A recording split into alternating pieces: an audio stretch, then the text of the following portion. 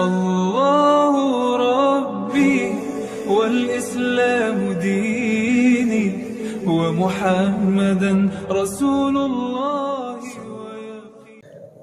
Belum sempurna makrifat kita, belum sempurna pengenalan diri kita kepada Allah sebelum kita mengenal diri dan mengenal akan asal usul diri. Dan ini wajib kita pahami. Ya. Kita lihat yang pertama apa, Ibu?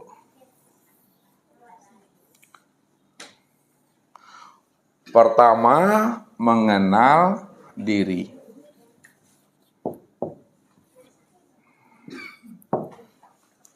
Yang kedua, mengenal asal usul diri.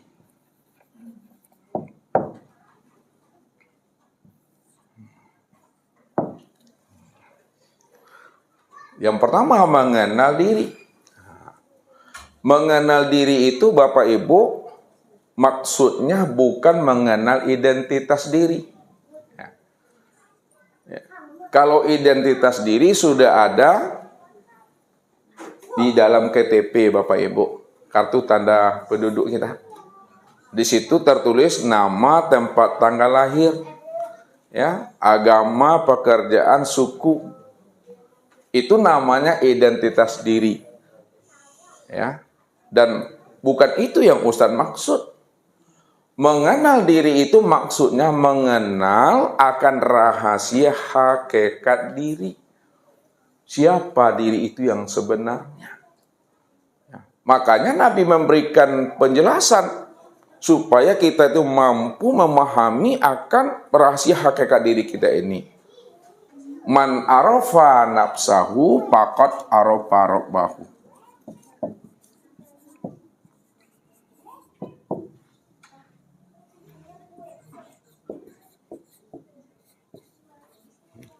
Siapa yang mampu mengenal, memahami akan rahasia hakikat dirinya, faqad arafa rabbahu, maka pasti dia mampu mengenal siapa Tuhannya. Yang kedua, kata Rasul, arafun nas man arafu li nafsihi. Manusia yang arif, manusia yang ma'arifat adalah orang yang mengenal akan rahasia hakikat dirinya. Itulah yang dikatakan manusia yang arif dan manusia yang ma'rifat itu. Jadi wajib kita untuk memahami akan rahasia hakikat diri kita supaya kita tahu si akmal diri yang sebenar-benarnya. Nah, sekarang mana yang dikatakan diri? Yang dikatakan sebenar diri, Bapak Ibu, ya, kita tilik ke dalam nih. Yang dikatakan sebenar diri itu adalah hayat.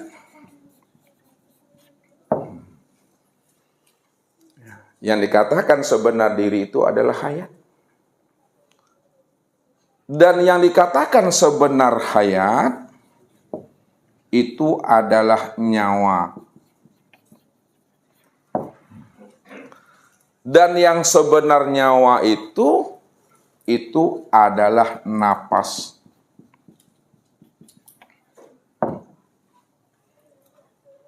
Dan yang sebenar napas itu adalah ruh. Dan yang sebenar ruh itu adalah sifat yang 7.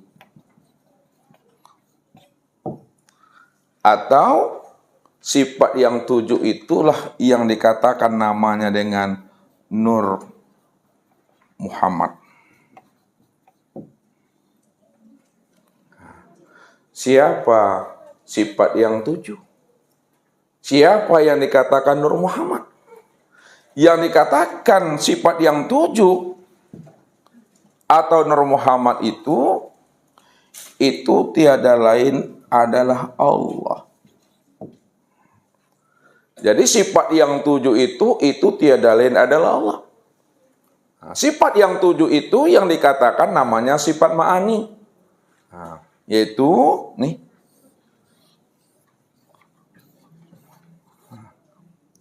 sama, basar, kalam, ilmu, kudrat, iradat, hayat. Sama, basar, kalam, ilmu, kudrat, iradat, dan hayat itu yang dikatakan namanya sifat yang 7. Sifat yang 7 itu yang disebut namanya Nur Muhammad. Nah, siapa sifat yang 7? Sama, basar, kalam, ilmu, kudrat, iradat, dan hayat. Yang sama, basar, kalam, ilmu, kudrat, iradat, dan hayat itu tiada lain adalah Allah. Siapa Allah itu? Yang Allah itulah zat. Allah itu zat. Makanya dikatakan Allah itu ismu zat. Wa zalikumullahu rabbakumul haq. Maka zat yang demikian itulah Allah Rabbmu yang sebenar-benarnya. Siapa zat? Nah, yang sebenar zat itu aku. Yang sebenar zat itu aku. Siapa yang sebenar aku? Yang sebenarnya aku itu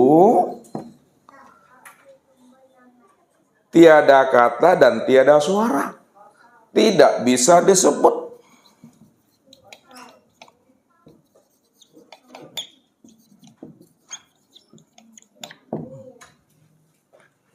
Itu yang dikatakan la sautun wala harpun. Yang sebenar aku itu tidak ada kata dan tidak ada huruf, tidak bisa disebut. Kenapa aku itu tidak bisa disebut? Karena yang aku itu adalah batin. Batinnya itu adalah ghaibul ghuyub.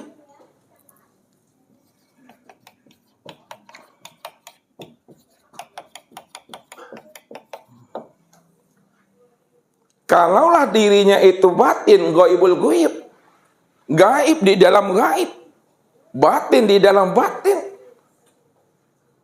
maka ghaibul ghuyub itulah yang dikatakan namanya dengan kosong dalam ketiadaan.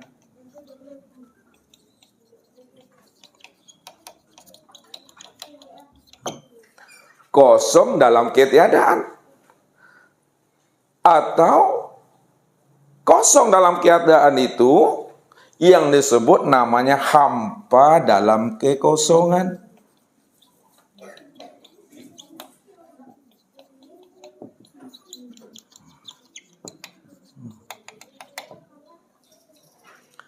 Kalau dia adalah kosong dalam ketiadaan atau hampa dalam kekosongan, ketika itulah Bapak Ibu telah duduk pada maqam la sautun wala harfun.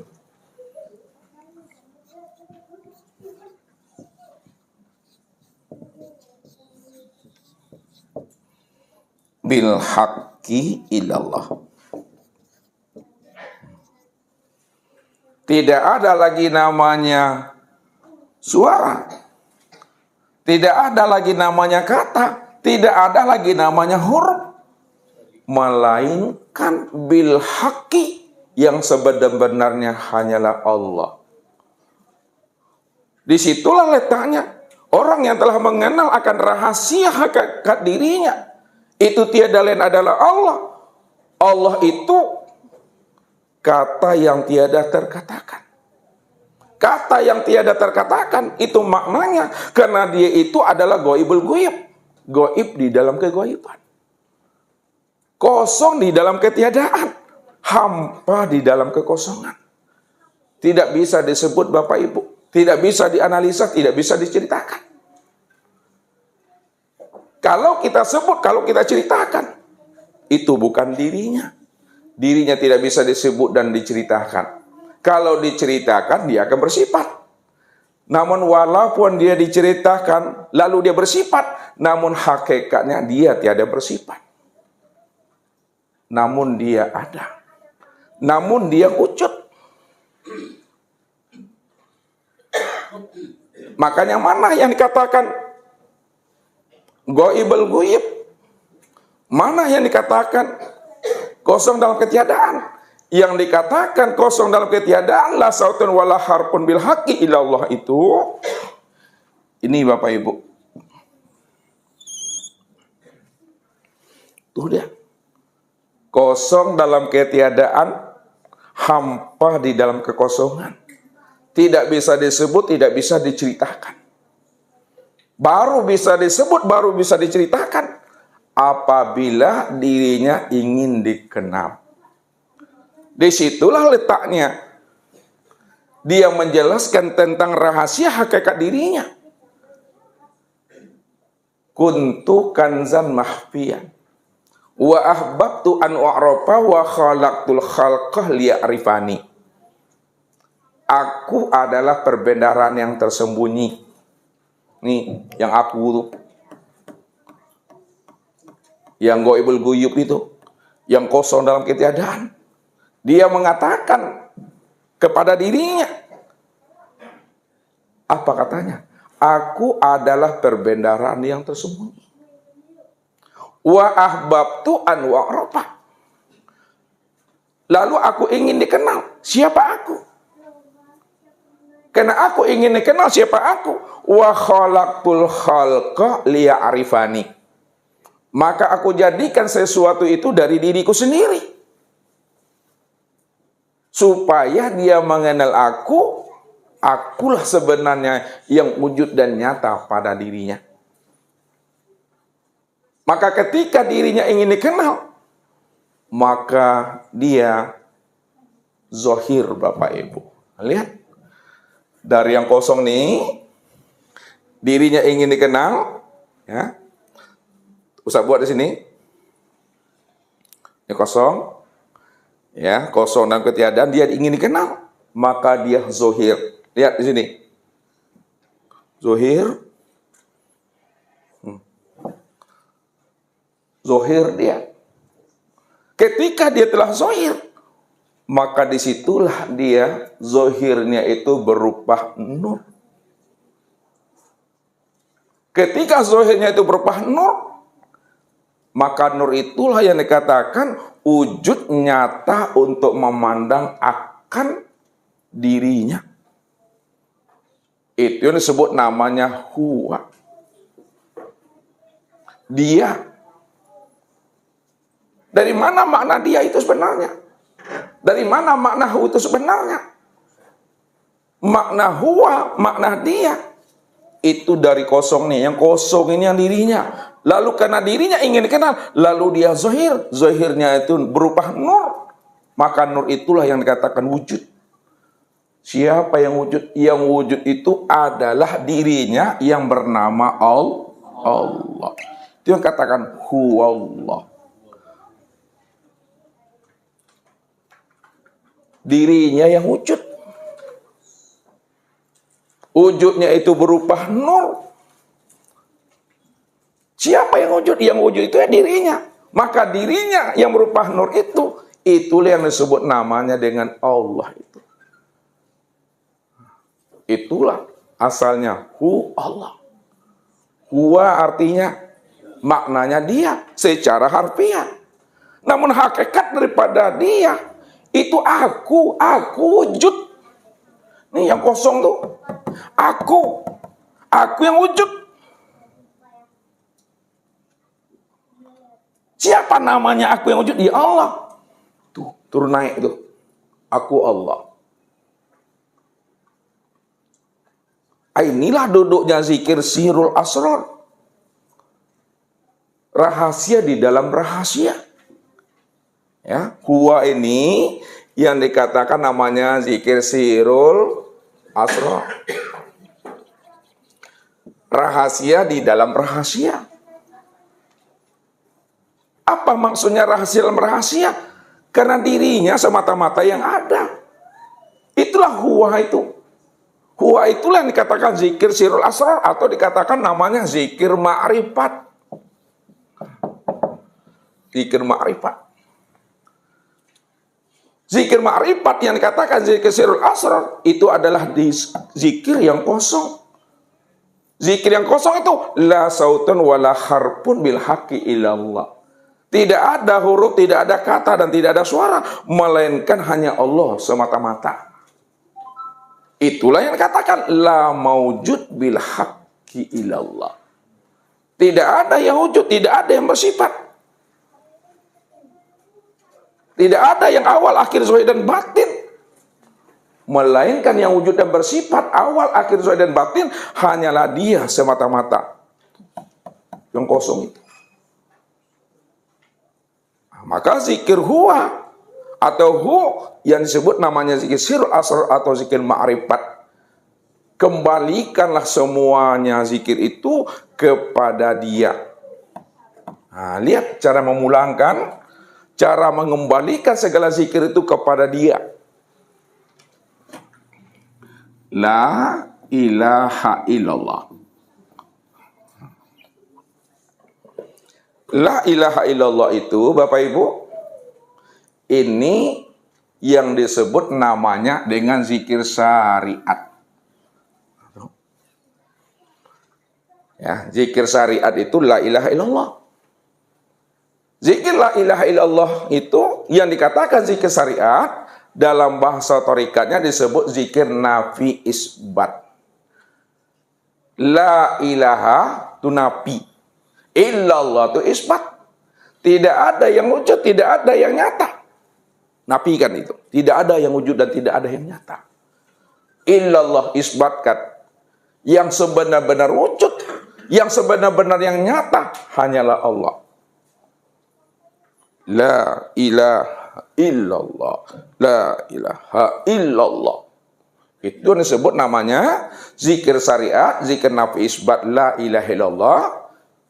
Yang dikatakan namanya dengan zikir tubuh. Yang kedua Bapak Ibu, zikir torikat. Zikir torikat itu yang disebut namanya zikir ismu zat. Zikir torikat yang dikatakan zikir ismu zat itu adalah Allah. Allah. Jadi cukup Bapak Ibu memakai kulima Allah. Waskur rabbaka fi nafsika. Sebutlah nama Rabbmu di dalam hatimu dengan mengatakan Allah. Allah. Walaupun Bapak Ibu menyebut kalimah Allah dalam hati, sebenarnya Bapak Ibu sedang mengamalkan zikir la ilaha illallah dalam bentuk zikir torikat. Zikir torikat itu yang dikatakan namanya zikir kolbu atau ismu zat. Ismun itu nama, zat itu adalah diri. Nama daripada dirinya itu adalah Allah. Allah. Allah. Kemudian yang ketiga yang disebut namanya dengan zikir hakikat. Zikir hakikat itu yang disebut namanya zikir nafas. Zikir hakikat itu yang dikatakan namanya zikir ruh. Zikir nafas, zikir ruh yang disebut namanya zikir hakikat. Cara mengamalkannya tidak lagi la ilaha illallah, tidak lagi menyebut Allah, Allah. Tapi ambillah kalimahu ini. Turun naiknya nafas. Keluar masuknya nafas itu adalah hu Allah. Naiknya hu, turunnya Allah. Dirasa Bapak Ibu, jangan disuarakan. Allah, atal menggigau kawan rumah. Di mana ngaji itu? Tempat tauhid robbani. Habis itu jangan tiba-tiba ngaji leh. Menggigau kawan tu. Itu zikir nafas. Kemudian zikir ma'rifat. Zikir ma'rifat atau disebut namanya zikir sir atau sirul asrar. Tidak ada lagi kulimah la ilaha illallah itu. Tak ada lagi kelimah Allah Allah. Tak ada lagi hu. Kalau tidak ada lagi la ilaha illallah, Allah, Allahu, Allah, maka semuanya zikir itu la ilaha illallah, Allah, Allahu, Allah itu kembali ia kepada asalnya. Itulah kepada kosong itu. Inilah yang sebenar zikir itu. Yang sebenar-benar zikir tidak ada lagi menyebut. Yang sebenar-benar zikir tidak ada lagi itu bersuara. Yang sebenar-benar zikir la sautun wala harpun bil haqqi illallah itu. Itulah maknanya zikir sir atau zikir sirul asrar itu disebut namanya dengan huwa. Kalau disukunkan cukup hu. Ya, aku wujud. Yang aku tadi itu yang kosongnya, yang diri yang nggak bisa disebut. Yang aku itu yang nggak bisa disebut. Ini yang diri yang goib tuh. Ini diri yang batin. Ini diri yang hampa dalam ketiadaan. Karena dia adalah diri yang batin, goibul guyub, diri yang hampa dalam ketiadaan. Maka disitulah letaknya hu itu. Aku Allah itu. Aku wujud. Yang wujud itu aku, namaku Allah, hu Allah. Itu dia. Maka dalam pengamalannya Bapak Ibu, cukup Bapak Ibu memahami dan menyadari sesadar-sadarnya bahwa segala yang wujud, segala yang ada, itu tiada lain adalah dirinya. Dirinya itulah segala yang wujud dan segala yang ada itu. Namun sempurnanya akan dirinya pada segala yang ada, pada segala yang wujud, dalam bentuk rupa yang lain dan wujud yang berbeda, tiada lain pada diri insan. Diri insan itulah kesempurnaan memandang nyatanya akan dirinya itu. Kalaulah diri insan itu tempat memandang kesempurnaan akan dirinya, siapa insan itu? Disitulah dia menjelaskan tentang insan itu. Dia yang bercerita tentang insan. Dia yang menjelaskan siapa insan. Al-insanu sirri. Wasiri sifati. Wasifati la ghairi. Insan itu adalah rahasiaku. Rahasiaku yang mana? Tuhan tuh. Rahasiaku itu adalah sifatku. Sifatku itu tiada lain adalah aku. Kalaulah insan itu adalah rahasia dirinya itu adalah sifatnya tiada lain adalah dirinya, itu makna yang sebenar-benarnya bahwa insan itulah yang sebenar-benarnya dia. Sesungguhnya dirimu itu adalah bentuk lain daripada aku. Itulah maknanya. Wa ja'alu lahu min ibadihi juz'an. Dirimu itu bahagian daripada aku. Dirimu itu adalah percikan diriku. Dirimu itu adalah tajalli kenyataan aku.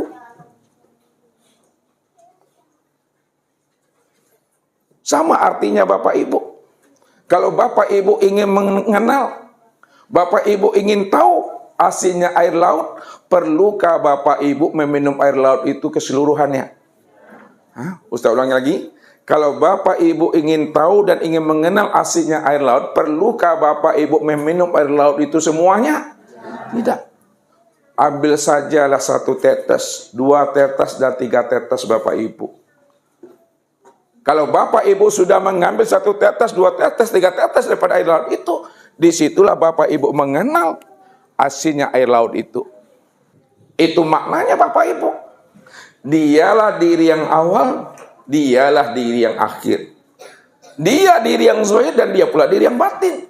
Dialah yang wujud dan dialah yang bersifat. Tidak ada yang lain selain daripada dirinya. Kalau tidak ada yang lain selain daripada dirinya, itu artinya bahwa segala sesuatu, segala yang lain, itulah kenyataan daripada aku. Kalaulah segala sesuatu itu kenyataan daripada aku, itu maknanya Yang mesti Bapak Ibu patrikan dalam hati, segala sesuatu itu aku itu. Namun kesempurnaan aku, itulah yang disebut namanya dengan insan. Insan itulah yang aku. Itulah yang dikatakan al-insan ainullah. Al-insan hakikatullah.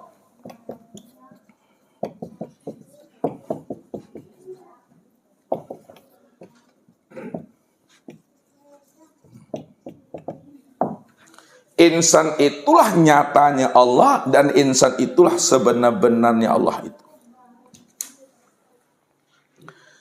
Siapa yang sudah mampu memahami akan rahasia hakikat dirinya, bahwa dirinya itu yang sebenar-benarnya nyata Allah, dirinya itu yang sebenar-benarnya ainullah, dirinya itu yang sebenar-benarnya ainullah. Man arafallahu kala lisanahu. Itu duduknya. Man arafallah kala lisanahu. Siapa yang telah mengenal Allah dengan pengenalan yang sebenar-benarnya. Dia yang awal, dia yang akhir, dia yang zahir, dia yang batin. Dia yang wujud, dia yang bersifat. Dia yang hidup, dia yang melihat, dia yang mendengar, dia yang berkata. Dia yang mengetahui, dia yang berkuasa, dia berkehendak. Dia yang berdiri, ruku, i'tidal, sujud dan duduk. Dia yang bergerak dan dia yang diam. Kala lisanahu. Disitulah keluhnya lidah Bapak Ibu. Keluh lidah itu maksudnya kata yang tiada terkatakan. Apa maksudnya kata yang tiada terkatakan? Cukup Bapak Ibu diam, paham, dan mengerti sajalah lagi. Ya? Kalau Bapak Ibu sudah diam, sudah paham, sudah mengerti, sudah sadar, itulah yang disebut namanya keputusan kaji itu tak ada kata dan suara lagi Bapak Ibu. Tak ada lagi sebuah pertanyaan.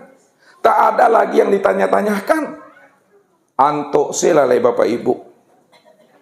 Jangan ditanyakan juga barang yang sudah jelas. Jangan ditunjuk-tunjuk juga barang yang sudah nyata. Sebab kalau ditunjuk, lain pula yang disebut, lain pula yang ditunjuk. Lain yang ditunjuk, lain pula yang disebut. Cukup sadari, cukup pahami sesadar-sadarnya bahwa dia itulah segala yang ada itulah dia. Karena tidak ada selain daripada dirinya. Kalau tidak ada selain pada dirinya, itu artinya bahwa dirinya itu yang dikatakan namanya dengan wujud mutlak. Nah, ini yang dikatakan dirinya itu wujud mutlak. Nah, dirinya cuma yang ada semata-mata. Karena dirinya cuma yang ada semata-mata, maka dikatakanlah dirinya itu ahad. Ahad. Ahad itu maknanya esa. Ahad itu maknanya tunggal. Tunggal yang tiada berbilang. Apa maknanya dia itu tunggal yang tiada berbilang? Apa maknanya dia itu adalah esa? Maknanya tunggal yang tiada berbilang, hanya dia satu-satunya. Itu maksudnya tuh. Hanya dia satu-satunya. Tak ada selain daripada dia. Kalau tidak ada selain daripada dia, maka segala sesuatu itu adalah bentuk rupaku yang lain. Aku juga itu kata Allah. Berbeda dalam bentuk dan rupa, namun hakikatnya sama. Dia juga Bapak Ibu. Contoh, nah ini contoh lagi, Ustaz berikan contoh. Misal ini air laut Bapak Ibu. Nah, ini lautan. Lalu kita ambil gelas. Setelah kita ambil gelas kosong, lalu disauk air laut tuh. Sauk. Disauk tuh apa sawak itu? Diciduk. Digayung. Air laut tadi itu diambil, pakai gelas nih, masuk dalam nih. Pertanyaan Ustadz. Air yang ada di dalam gelas ini Bapak Ibu, ya, samakah dengan air yang ada di lautan ini? Sama. Kenapa sama? Karena asalnya daripada laut. Inilah yang dimaksud bahwa dirinya itu tiada lain adalah diri aku. Bahasa Al-Quran, wa ja'alu lahu min ibadihi juz'an, bahwa air yang ada di dalam gelas itu tiada lain adalah bahagian daripada air yang ada di lautan ini. Ini yang disebut namanya tajalli. Ini yang disebut namanya kenyataan. Ini yang disebut namanya pancaran. Ini yang disebut namanya serpihan. Ini yang disebut namanya bahagian. Bentuk rupanya sendiri Bapak Ibu. Maka siapa yang tidak mampu memandang air laut yang ada di dalam gelas ini, kalaulah memang asalnya air yang di dalam gelas ini asalnya daripada air laut, tak mampu dia memandang air laut yang ada di dalam gelas ini, apa namanya itu Bapak Ibu? Itu yang butuh sange itu dah. Sange butuh tuh. Padahal dia cuma yang ada, dia cuma yang wujud. Kalau dia yang wujud, dia cuma yang ada. Maka segala yang wujud, segala yang ada, itu aku, itu Allah. Dalam bentuk rupa yang berbeda, wujud yang lain. Namun siapa yang telah mengenal aku pada segala yang wujud dalam bentuk rupa yang berbeda, maka rahasiakanlah diriku pada dirimu, walaupun dirimu itu tiada lain juga adalah diriku. Disitulah kita merahasiakan akan rahasianya pada diri Bapak Ibu, walaupun diri Bapak Ibu itu tiada lain nyatanya akan dirinya. Itulah maknanya Allah itu batin, namun dia itu nyata pada segala yang wujud. Disitulah rahasianya dikiaskan oleh orang-orang Arif bilang, dia itu bersembunyi di dalam terang. Dia berselindung di dalam terang. Bahwa segala yang terang, segala yang wujud, itu tiada lain adalah kenyataan akan dirinya. Siapa yang mampu mengenal, yang mampu memahami akan kewujudan Allah yang sudah nyata pada segala yang wujud, tentu adalah orang yang dipilihnya, orang yang diberi rahmat, orang yang diberi karunia oleh dirinya. Wallahu yahtasu bi rahmati may yasha.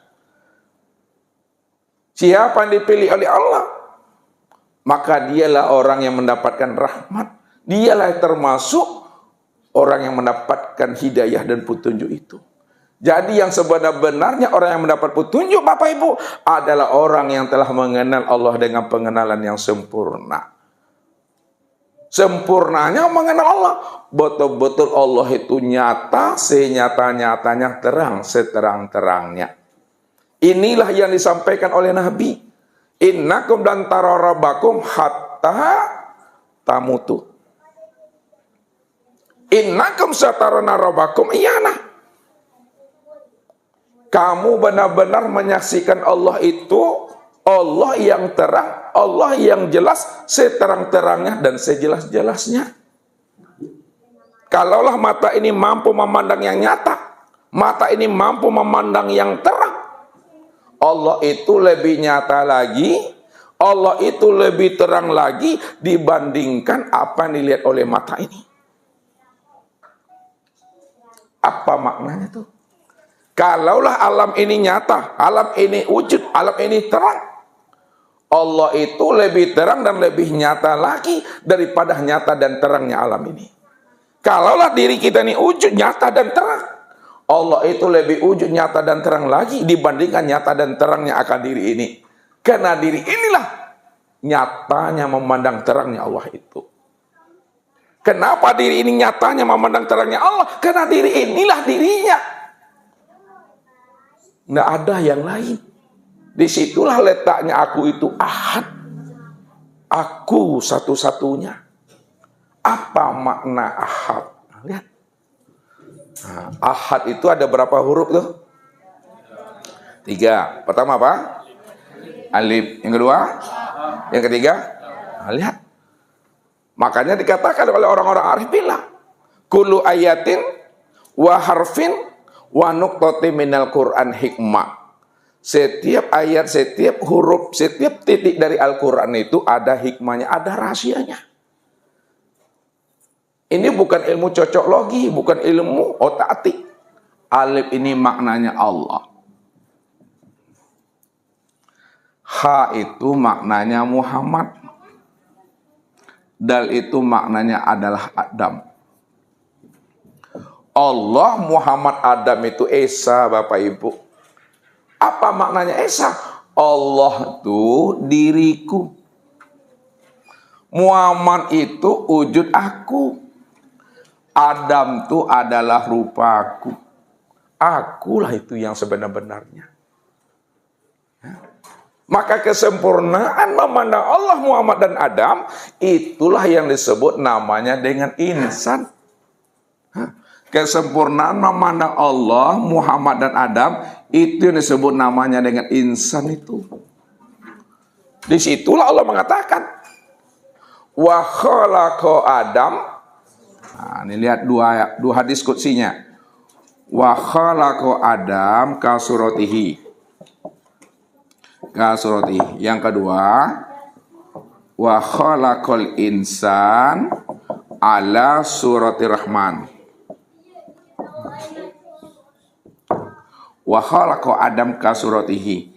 Dan dijadikan Adam itu sesuai dengan bentuk dan rupanya. Rupanya siapa tuh? Rupanya Allah tuh. Maknanya apa? Aku itu yang Adam, Adam itu yang aku. Adam tuh aku tuh. Makanya Adam itu maknanya tiada.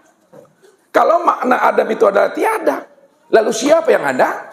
Yang ada itu Allah. Kalau Allah yang ada, lalu siapa Adam itu? Adam itu tiada lain adalah Allah itu sendiri. Rupanya yang menjadikan Adam tuh yang jadi Adam. Yang menjadikan Adam tuh yang jadi Adam. Yang menjadikan Adam siapa?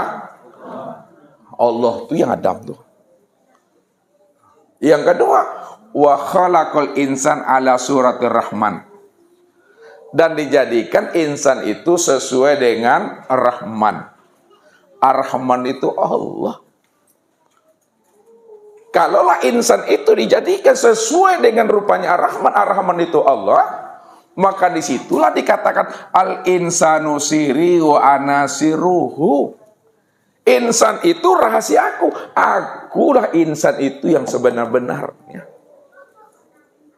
Allahu Rabbi wal Islam dini wa Muhammadan Rasulullah.